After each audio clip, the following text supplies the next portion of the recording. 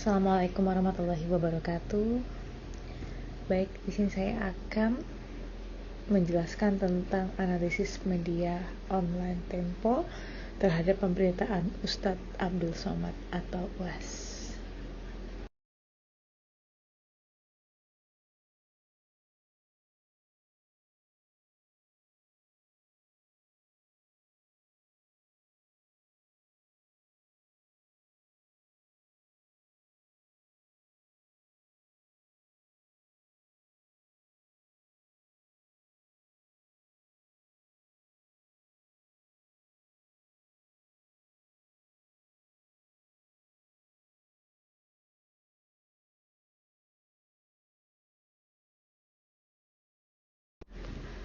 Analisis wacana media online Tempo dalam pemberitaan Ustadz Abdul Somad. Nah, yang pertama adalah saya akan bahas tentang kode etik jurnalistik, kemudian teori analisis wacana, kemudian teori tentang media, masalah, dan komparasi berita-berita terkait.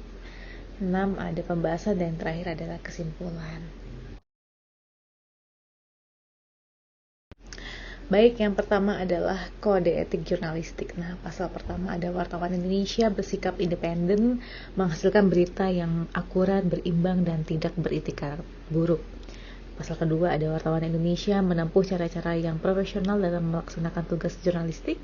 Pasal ketiga ada wartawan Indonesia selalu menguji informasi, memberitakan secara berimbang, tidak mencampurkan fakta dan opini yang menghakimi, serta menerapkan asas praduga tak bersalah. Yang keempat, ada wartawan Indonesia tidak membuat berita bohong, fitnah, sadis, dan cabul.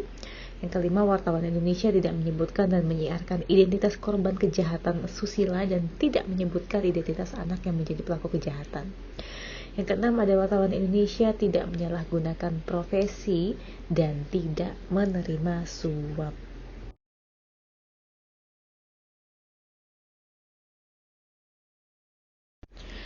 Baik, kode etik jurnalistik selanjutnya, wartawan Indonesia memiliki hak tolak untuk melindungi narasumber yang tidak bersedia diketahui identitas maupun keberadaannya, menghargai ketentuan embargo informasi latar belakang dan off the record sesuai dengan kesepakatan.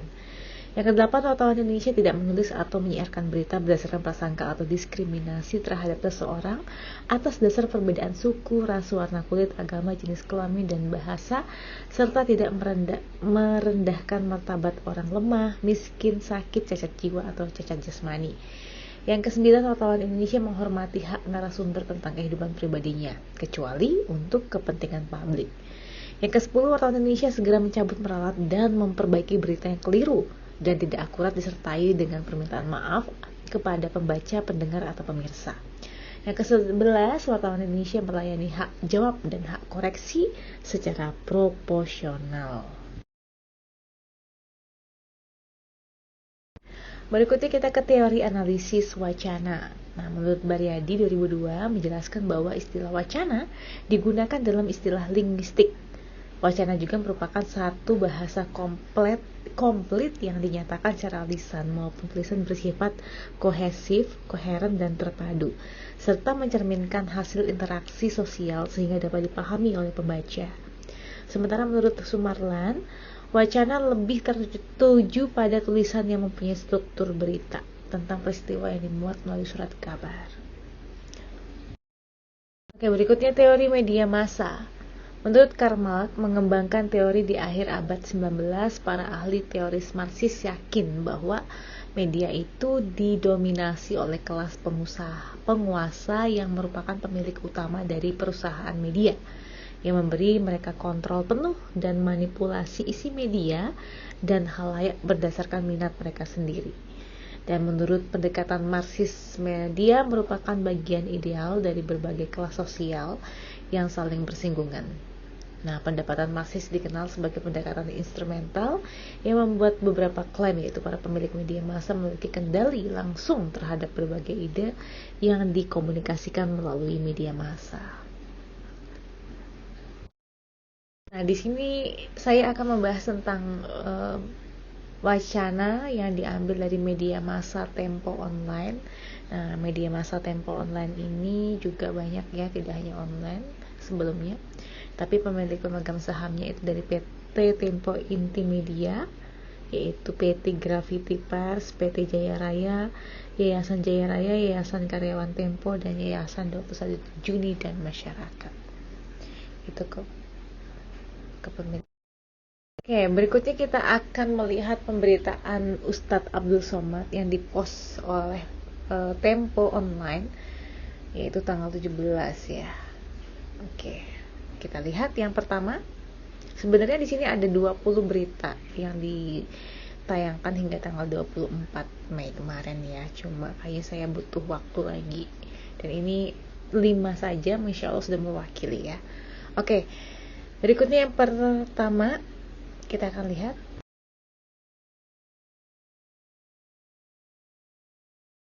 Oke, yang pertama ini adalah tentang Dubes RI di Singapura. Katanya Ustadz Abdul Somad itu tidak deportasi ya maksud saya.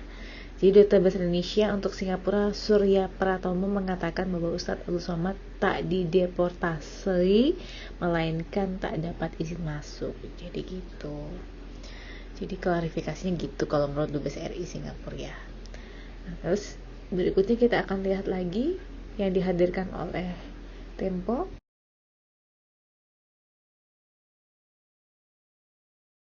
Yang dihadirkan oleh Tempo pada menit 11.57 ya, yaitu dari sisi Ustadz Abdul Somadnya yang mengaku dideportasi, dan Ustadz Abdul Somad ini minta penjelasan kepada Dubes Singapura. Nah, gitu ya. Jadi kalau menurut sisi Ustadz Abdul Somad itu deportasi karena dia korban ya. Oke, kita akan lihat lagi media online Tempo berikutnya akan memberikan wacana apa.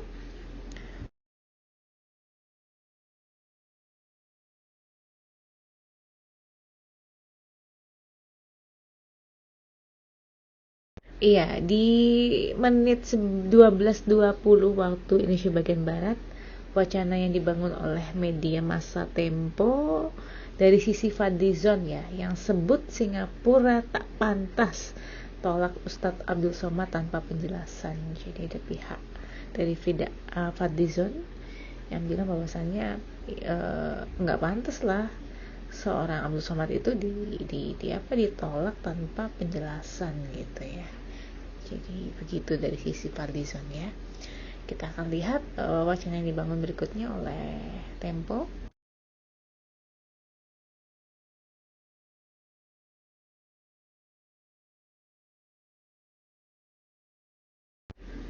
Nah, ini dari keempat ya, dari Dirjen Imigrasi itu masih telusuri informasi soal deportasi Ustadz Abdul Somad. Nah, kalau tadi kita lihat dari Dubes RI di Singapura yang bilang katanya nggak dideportasi ya, melainkan belum ada izin masuk gitu ya. Sementara dari pihak Ustadz sendiri bahwasannya ya dia merasakan dia yang dideportasi gitu. Tuh. Nah, terus Fadlizon juga berikutnya tadi ada katanya ya nggak pantas lah seorang ustadz dideportasi. Nah, kita akan lihat lagi wacana yang dibangun berikutnya.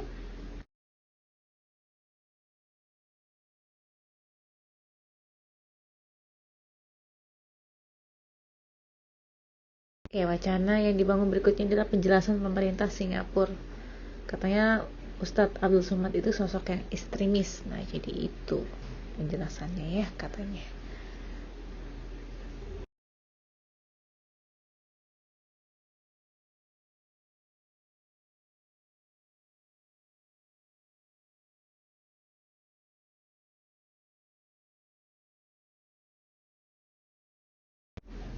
Nah, berikutnya permasalahan. Nah, permasalahannya adalah apa penyebab UAS dideportasi? Nah, yang berikutnya adalah apakah wacana yang dibangun media terhadap kasus UAS ini gitu ya. Jadi apa sih penyebabnya kenapa UAS dideportasi gitu ya? Apakah dia melanggar ataukah kenapa gitu? Sementara kan kita lihat rekodnya seorang ustadz kan baik gitu ya. Nah, berikutnya apakah wacana yang dibangun oleh media terhadap kasus ini? Nah, wacana yang dibangun oleh Tempo sepertinya ya ingin mengklarifikasi ya, karena berbagai sudut dia hadirkan untuk melihat permasalahan ini. Kalau tadi ada Fadlizon, kemudian Dirjen Imigrasi, kemudian dari pihak Singapura, yang kayaknya benar-benar mau mendudukkan permasalahannya sesuai pada fakta gitu ya.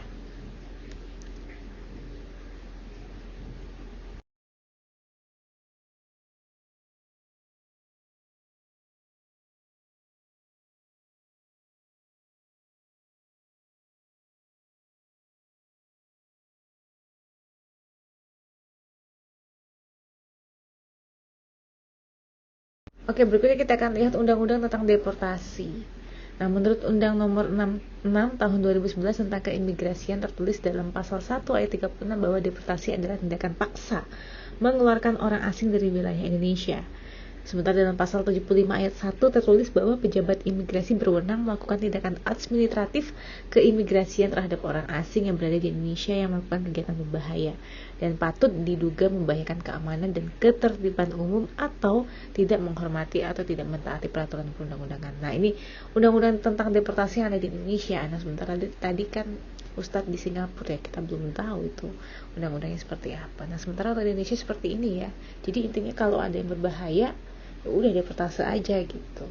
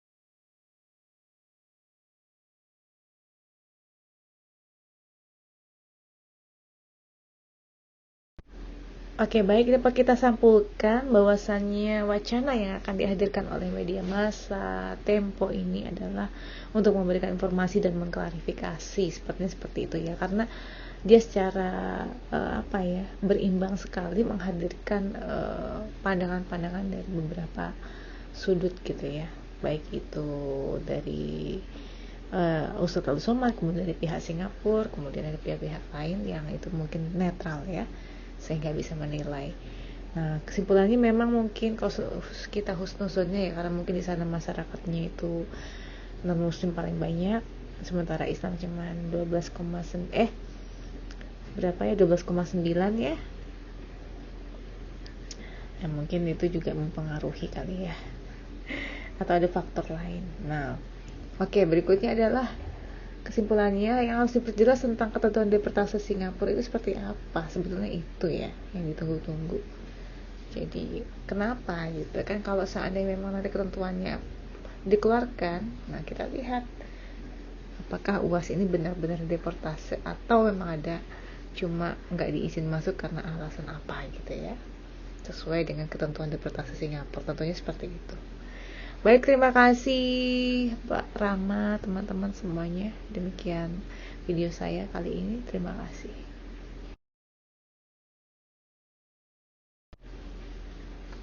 Baik, assalamualaikum warahmatullahi wabarakatuh. Berikut tentang analisis media online Tempo terkait dengan tentang pemberitaan Ustadz Abdul Somad atau UAS.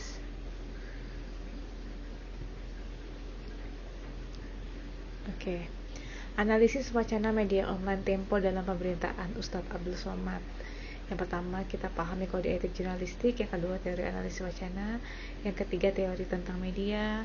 Yang keempat, masalah. Yang kelima, komparasi berita-berita terkait. Yang keenam, pembahasan. Dan terakhir, kesimpulan. Yang pertama adalah kode etik jurnalistik. Nah, pasal 1, wartawan Indonesia bersikap independen, menghasilkan berita yang akurat, berimbang, dan tidak beretikat buruk. Pasal 2, wartawan Indonesia menempuh cara-cara yang profesional dalam melaksanakan tugas jurnalistik. Pasal 3, wartawan Indonesia selalu menguji informasi, memberitakan secara berimbang, tidak mencampurkan fakta dan opini yang menghakimi, serta menerapkan asas praduga tak bersalah.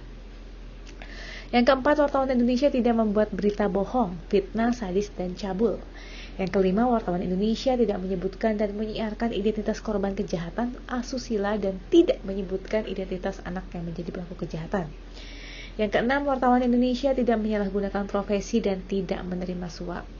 Yang ketujuh, wartawan Indonesia memiliki hak-hak tolak untuk melindungi narasumber yang tidak bersedia diketahui identitas maupun keberadaannya. Menghargai ketentuan embargo, informasi latar belakang, dan off the record sesuai dengan kesepakatan. Yang kedelapan, wartawan Indonesia tidak menulis atau menyiarkan berita berdasarkan prasangka atau diskriminasi terhadap seseorang atas dasar perbedaan suku, ras, warna kulit, agama, jenis kelamin, dan bahasa, serta tidak merendahkan martabat orang lemah, miskin, sakit, cacat jiwa, atau cacat jasmani.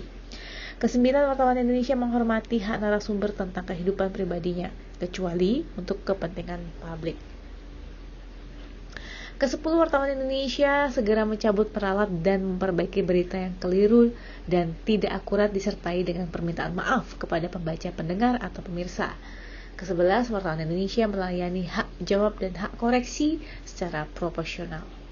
Dan berikutnya adalah teori analisis wacana.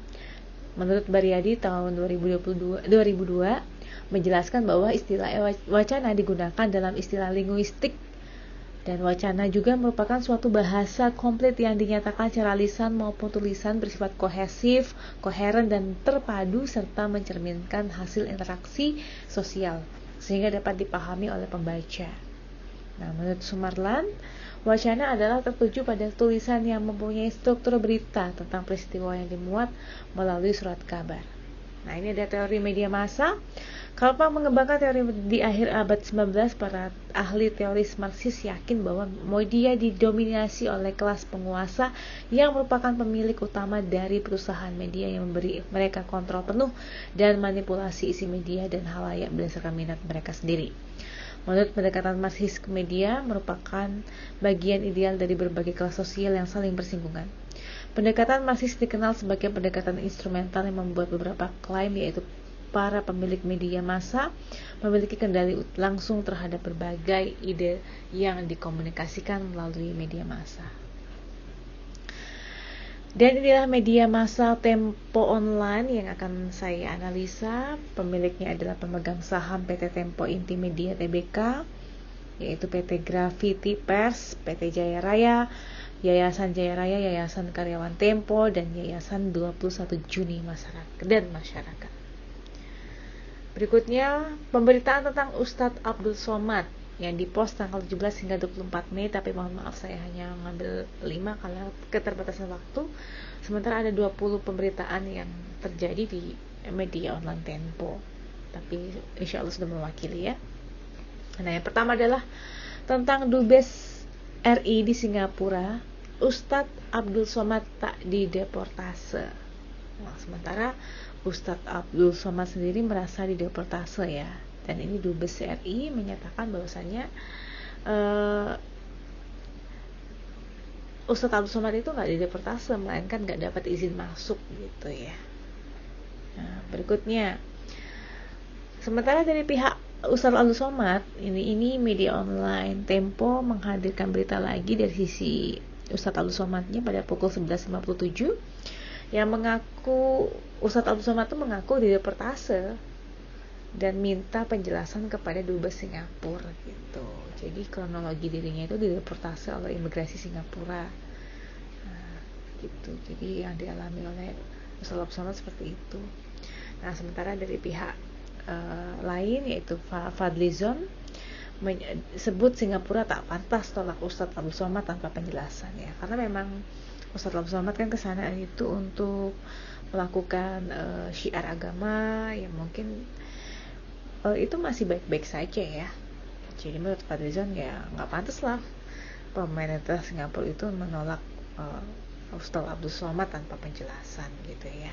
Ini media Tempo menghadirkan berita lagi pada tanggal yang sama tapi di pukul yang berbeda, yaitu pukul 12.20 waktu Indonesia bagian barat. Kemudian yang keempat, dari sisi yang lain, Dirjen Imigrasi masih telusuri informasi soal deportase Ustadz Abdul Somad. Nah, jadi dari Ustadz Abdul Somad sendiri tadi sudah menyatakan dia dideportase. Nah, sementara dari pihak tadi duta besar menyatakan bahwasanya bukan dideportase ya, tapi tidak punya izin masuk. Nah, Dirjen Imigrasi sendiri ini lagi menelusuri kabar pendeportasian Ustadz Abdul Somad dari Singapura. Nah, yang kelima, penjelasan pemerintah Singapura, Ustadz Abdul Somad itu sosok ekstremis. Nah, jadi gitu. Makanya dia ditolak masuk ke negaranya. Jadi memang ada, menurut pemerintah Singapura tuh katanya sosok ekstremis gitu ya. Nah, begitu. Ini dari penjelasan yang kelima dari media Tempo Online pada pukul 22.28. Nah, permasalahannya adalah apa sih penyebab UAS dideportase gitu ya. Terus yang berikutnya adalah apakah wacana yang dibangun oleh media terhadap kasus UAS ini? Nah, jadi apa penyebabnya gitu ya? Kalau kita lihat memang hanya siar agama, dan kalau dibilang bahwasannya sosok UAS itu adalah sosok yang ekstremis sih, kok bisa gitu ya? Padahal ya dia hanya biasa gitu ya. Maksudnya ya hanya siar agama, tidak ada unsur-unsur ekstrem yang lain gitu. Berikutnya, apakah wacana yang dibangun oleh media terhadap kasus ini? Nah, kalau kita lihat dari pemberitaan yang dihadirkan oleh Tempo Online, itu ada beberapa sisi ya. Memang murni kayaknya untuk mengklarifikasi. Jadi wacana yang dibangun adalah untuk mengklarifikasi terhadap kasus pendeportasian ini gitu ya. Oke, kita tahu bahwasannya undang-undang tentang deportase. Nah, menurut Undang Nomor 6 Tahun 2011 tentang keimigrasian tertulis dalam pasal 1 ayat 36 bahwa deportasi adalah tindakan paksa yang mengeluarkan orang asing dari wilayah Indonesia. Ini kalau dari wilayah Indonesia ya, kalau Singapura kita nggak tahu seperti apa undang-undangnya. Nah, jadi dari pasal 75 ayat 1 tertulis bahwa pejabat imigrasi berwenang melakukan tindakan administratif keimigrasian terhadap orang asing yang berada di wilayah Indonesia yang melakukan kegiatan berbahaya dan patut diduga membahayakan keamanan dan ketertiban umum atau tidak menghormati atau tidak mentaati peraturan undang-undang. Nah, ini kalau dari sisi undang-undang tentang deportase yang ada di Indonesia itu ya. Jadi memang ada unsur bahayanya atau unsur yang membahayakan keamanan dan ketertiban umum. Nah, tapi kalau di Singapura kita nggak tahu apa undang-undang yang membahas tentang deportase itu. Nah, kesimpulannya, apa yang dilakukan oleh media massa terkhususnya Tempo Online adalah murni untuk memberikan informasi dan mengklarifikasi ya. Nah, kalau berikutnya kita lihat memang kalau husnuzonnya nih, memang di Singapura kan memang mayoritas masyarakat Buddha. Mungkin ya ada penolakan ya karena mungkin kita masih minoritas ya Muslim di sana. Nah, yang harus diklarifikasi adalah ini ya, yang masih ada tanda tanya. Nah, jadi pemerintah Singapura itu harus perjelas ketentuan deportasi Singapura itu seperti apa. Nah, jadi kasusnya UAS ini apakah sudah masuk ke ketentuan deportasi itu atau bagaimana gitu ya. Nah, demikian untuk wacana yang dibangun oleh media Tempo terhadap kasus UAS ya. Demikian, terima kasih. Saya akhiri. Wassalamualaikum warahmatullahi wabarakatuh.